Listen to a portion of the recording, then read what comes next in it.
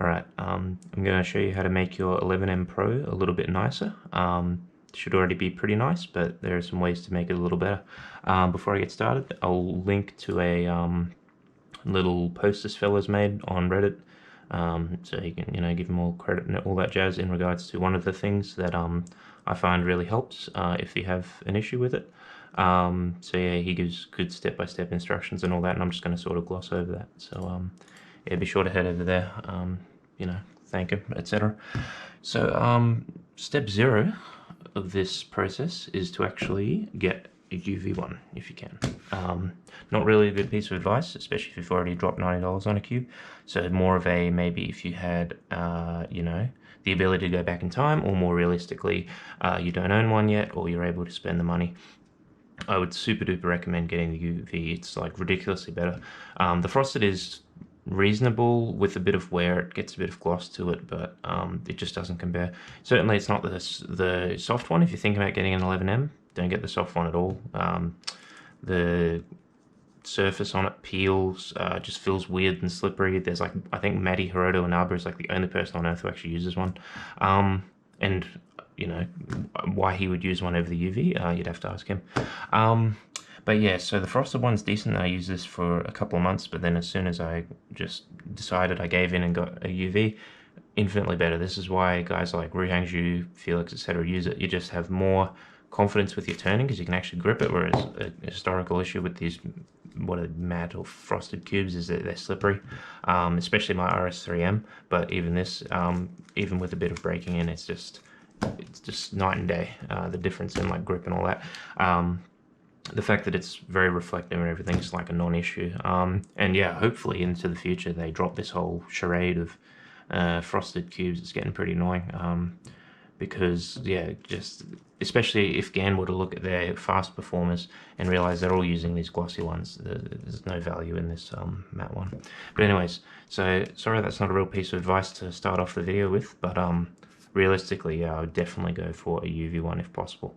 Now the next thing is, once you've got your UV one, or at the very least your frosted one, what you're going to do is you're going to jump over here to this Reddit post, and this probably, if you identify the issue, you should definitely get it sorted. But realistically, it exists with like all of them, as far as I know, the 2 that I've used. Or actually, no, I've used a couple of them at meetups and whatnot, and they have the same issue where there's going to be this sort of loose, rattling, sort of clicking sound. And what that is that it's the corners, because of these new core magnets. It's got these corner stalks actually have a bit of like play to them, so they can actually move around. And so when they move just this minute distance, it can sort of, you can hear the contact, especially as it's being magnetized and unmagnetized as it's turning. It'll move back and forth, and there's actually an audible sort of noise to it. And I've already done this one, so it's hard to exemplify, but what you want to do is to really give you an idea of what it sounds like. Grab just the corner by itself and sort of shake it, and you'll hear that it rattles. So it's a pretty simple fix. It's just a little bit in depth due to how the pieces go together. It's not as simple as, the days of the Xanchu where you could just rip the pieces apart.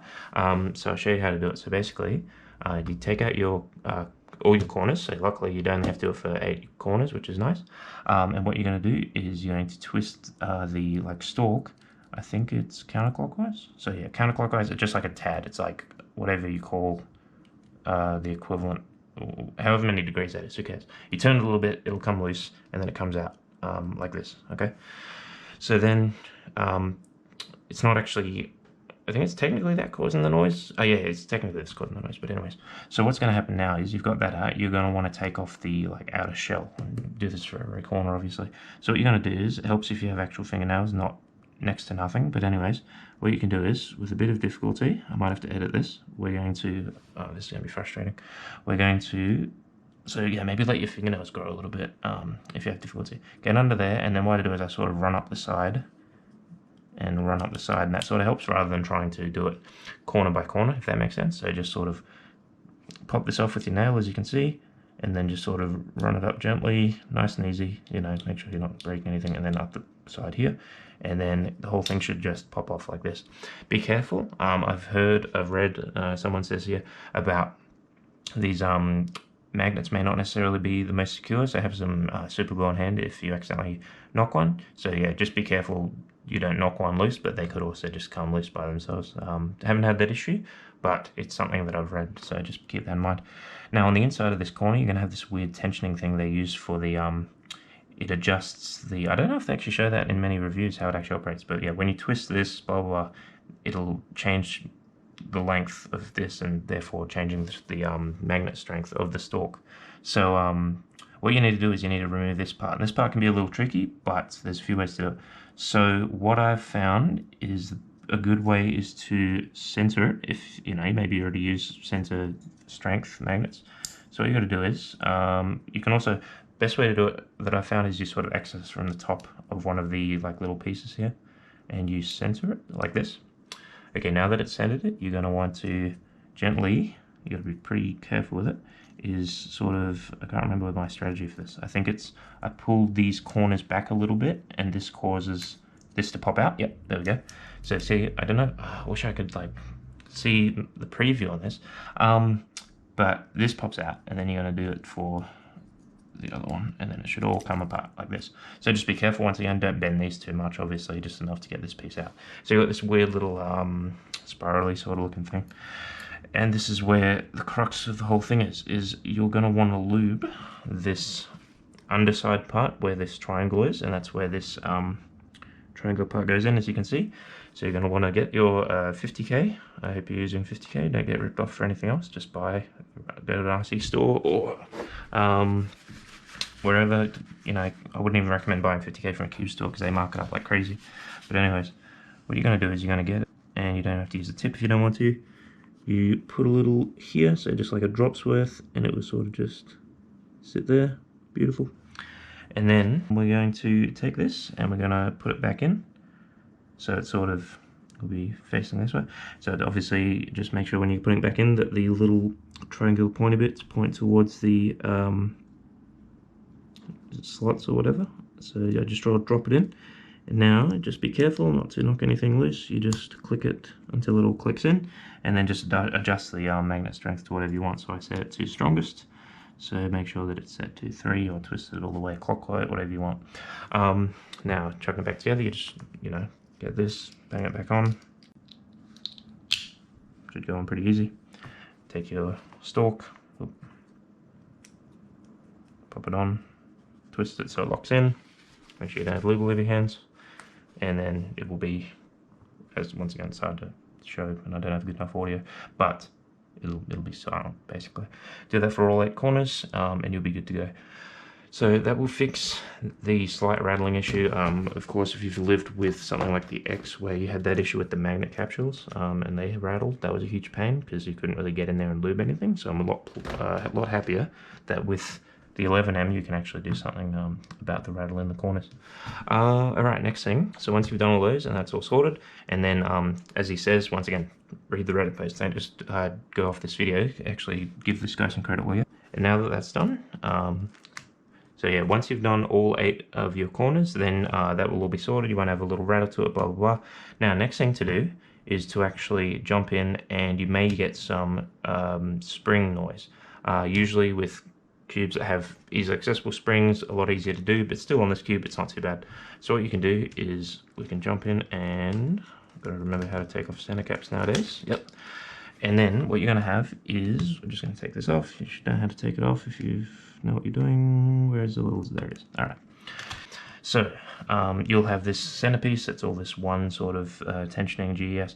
And what you're going to do is, it's a bit tricky, but I found that it works. So it's nice. You can't exactly directly access the screw, the spring. And I hope I can show this on camera because I don't have a preview again. But what you're going to do is you're going to get a bit of lube, and you're going to, there's like a slot on all 3 sides. Just do it on one side where you can access the screws. So maybe not on this side where it's all coiled up. Maybe on this side where it's a bit more widespread, up to you. And you can apply some lube to it.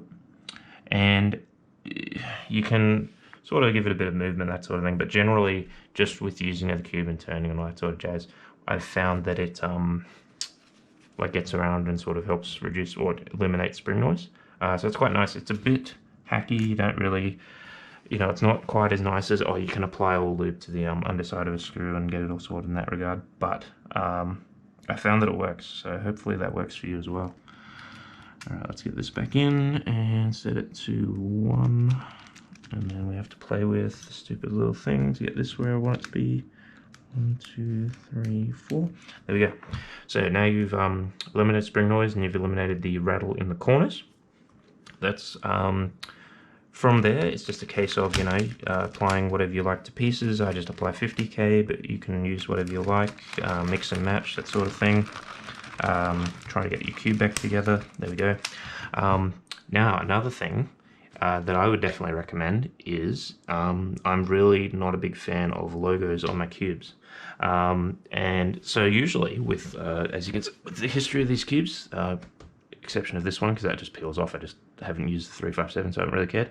And with the exception of the Air, which had a printed onto the sticker finish that I think you could probably scratch off. Anyways, generally speaking, they were all stickers that you could peel off the centers, and then of course they decided on the stickless cubes to start printing it onto the centers rather than it being a sticker. As you can see, over time it wears off, which is lovely, because I really don't like, especially how sort of in your face was the center cap. This, you know, it's like a blue blotch in the middle of you. It's almost like a Alex Lau style blue sticker, blue center on a, you know, blue center sticker. So I'm really not a big fan. And so the upside is, of course, the only upside of the frosted one, as slippery as it is, this center will actually wear off quite quickly. Whereas on the UV one, you've got a coating over the top. This will stay pristine forever. If you like logos, this is perfect, though I do think you're out of your mind because no logo looks way better. So the unfortunate thing you'd have to do is if you really don't want to have a logo, you could put another center cap on from a glossy cube or something like that. It won't exactly match the UV finish, and don't quote me, may not be comp legal. So what you've got to do is, yeah, you got to spend money. It is GAN. What are you going to do? You've got to go on their site, and they've got these. I don't know if they're in stock or out of stock at the moment, but they actually sell. I was surprised to hear this.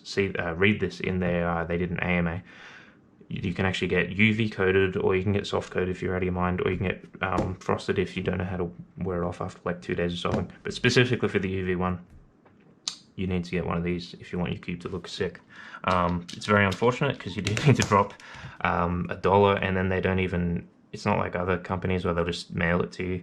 GAN wants to ship it regularly, so I had to buy a timer and that to get the free shipping. It was a bit of a pain. But the timer is actually sick, and I may do a video on it, but probably not because I don't want to seem like I'm doing any sort of promoting. Basically, the timer's pretty good. That's all it is. It's but it's less about the timer. I'm not going to go on about the timer too much. It's not so much about the timer as much as it is that SpeedStacks have no idea what they're doing, and GAN's first attempt at making a timer, you know, in terms of a release, is sick. It's just simple things. You can't reset it while it's running. It has a lockout of buttons for a short period of time after you stop the timer.